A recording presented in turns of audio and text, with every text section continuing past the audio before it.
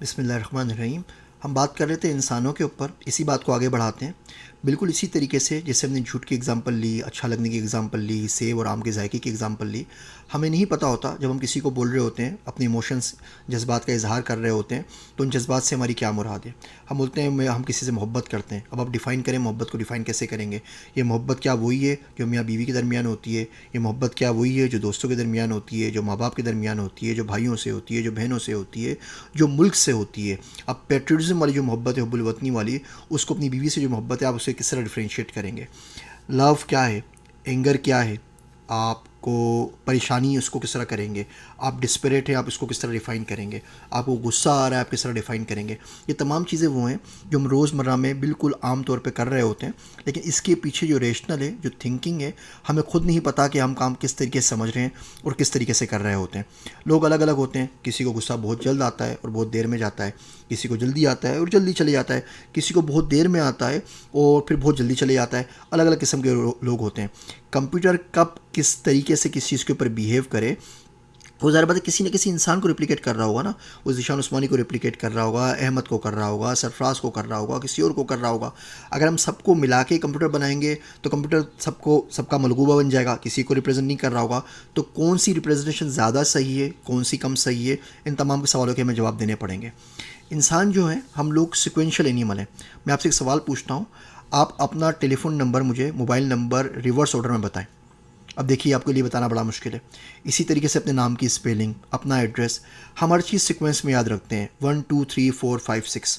इसकी एक आसानी तो ये होती है कि अगर किसी इंसान का 6 महीने का डेटा आपके पास आ जाए तो उसको प्रिडिक्ट करना बहुत आसान होगा। मिसाल के तौर पे आप सुबह उठते हैं फजर के ऊपर, आप फजर की नमाज़ पढ़ते हैं, उसके बाद आप चहलकदमी करते हैं, आप मुँह हाथ धोते हैं, आप नाश्ता करते हैं, आप 8 बजे ऑफिस के लिए निकल जाते हैं। आप ठीक 8:55 पर ऑफिस पहुँचते हैं, 9 से 5 आप ऑफिस में रहते हैं, वहाँ से वापस निकलते हैं, 1 घंटे बाद घर पहुँच जाते हैं, जिम जाते हैं, किताब पढ़ते हैं, सो जाते हैं। अगर आपकी 6 महीने की ये रूटीन है, तो मुझे अगर आप पूछें कि जी अगले मंडे को मैं क्या कर रहा हूँ, ये शख्स क्या कर रहा होगा, तो मैं बासानी बता सकता हूँ कि शख्स अभी घर से निकल गया है तो अब 1 घंटे बाद ऑफिस में होगा।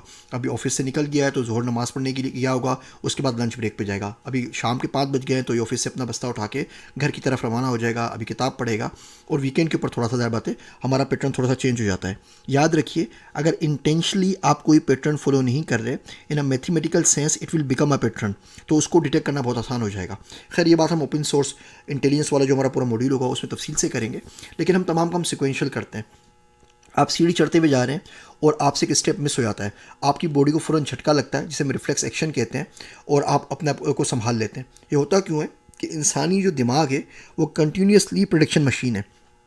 हम 24/7 प्रिडिक्ट कर रहा होता है हमारा दिमाग, अब ये नज़र आएगा, अब ये होगा, अब ये होने वाला है। इसीलिए किसी शख्स जिसके चेहरे पे डिफॉर्मिटी हो, जिसकी नाक गायब हो, खुदा ना खास्ता आँख में कुछ हुआ हुआ हो, उस शख्स को मुंह के ऊपर फेस टू फेस देख कर बात करना बहुत मुश्किल होता है, क्योंकि हमारा दिमाग मुसलसल प्रिडिक्शन कर रहा होता है, नाक यहाँ पर है, नाक यहाँ पर है, नाक यहाँ पर है, और नाक तो वहाँ पर है ही नहीं, नाक वहाँ से कहीं और है, यहाँ मौजूद ही नहीं है, और आँख कहीं ऊपर नीचे हो गई है, या लिप्स उसके कटे हुए हैं, तो उसको देख के उससे बात करना हमें बड़ी कराहत भी, परेशानी भी उसमें महसूस होती है, क्योंकि हमारी प्रिडिक्शंस जो होती हैं वो सही साबित नहीं हो रही होती। तो हम ये प्रिडिक्शंस जो होते हैं वो मुसलसल कर रहे होते हैं। मिसाल के तौर पे, जब आप सोते हैं आपका स्टाइल पूरी ज़िंदगी तकरीबन सेम रहता है। अगर आप सीधी करवट पर सोते हैं, तकिया पाँव के नीचे रखते हैं, सर के नीचे रखते हैं, कोहनी के नीचे सर रखते हैं, तो बिल्कुल आप इसी तरीके से होते हैं। The way you take a bath remains the same. अगर आप पहले कंधे पे पहले पानी डालते हैं, फिर दूसरे कंधे पे डालते हैं, सेम रहता है। आप कपड़े जो पहनते हैं वो बिल्कुल सेम रहते हैं। अगर आप पहले आस्तीन में पहले हाथ डालते हैं या पहले आप कमीज़ में सर डालते हैं, वो बिल्कुल इसी तरीके से रहता है। हम तमाम के तमाम काम सिक्वेंशियल कर रहे होते हैं, इसीलिए हम लोगों को प्रिडिक्ट करना जो होता है बहुत ज़्यादा आसान हो जाता है। इसके अलावा हमारी मेमोरीज़ की एसोसिएशन होती है। मिसाल के तौर पे, अगर यहाँ पर मैं लेक्चर रोक के आपके सामने अली हैदर का पुरानी जीन्स और गिटार वाला गाना बजा दूँ, तो आप लोग फ़ौरन माजी में चले जाएंगे। उस वक्त आप हाई स्कूल में थे, आप बचपन में कुछ काम कर रहे थे, वो तमाम की तमाम खुशबुएँ, तमाम के तमाम लोग, तमाम के तमाम वाक़यात, तमाम के तमाम मकामात और जगह, वो सारी की सारी आपके पास वापस आ जाएंगी। वर्ल्ड कप का कोई गाना बजा दूँ, कोई और तकरीर किसी की चला दूँ, तो तमाम की तमाम एसोसिएशन हमारे पास होती हैं।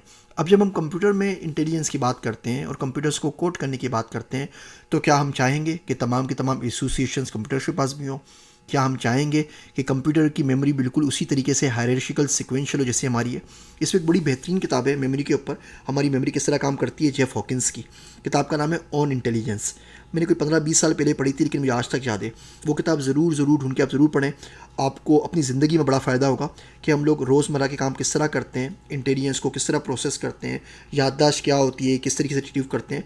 वो आपको एक फ्रेमवर्क और स्ट्रक्चर प्रोवाइड कर देगी कि आप किसी से कोई चीज़ आके सीखते हैं तो उसको अपने पास कैसे महफूज रख सकते हैं। मैंने बोस्टन से कोर्स किया था 3 दिन का RQI से। RQI है राइट क्वेश्चन इंस्टीट्यूट। वो 8-8 घंटे आपको रोज़ पढ़ाते हैं और 3 घंटे तक वो 3 दिनों तक वो आपको पढ़ाते रहते हैं और 24 घंटों में आपको सिर्फ एक बात सिखाते हैं, how to ask a right question.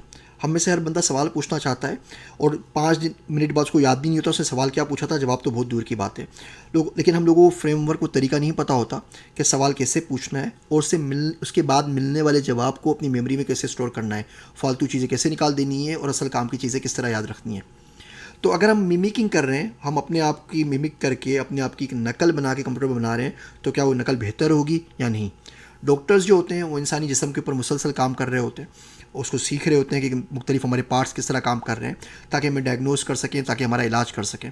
जितना हम अपने बारे में जान पाएंगे उतना ही ज़्यादा हम किसी और को अपने बारे में बता पाएंगे। जितना ज़्यादा हम अपने बारे में किसी और को बता पाएंगे, मिसाल के तौर पे कंप्यूटर्स को, मशीन को, उतना ही ज़्यादा हम उनको अपनी मुमासलत के साथ अपनी जैसी कॉपी बना पाएंगे। इसी के ऊपर अगले लेक्चर में मज़ीद बात करते हैं।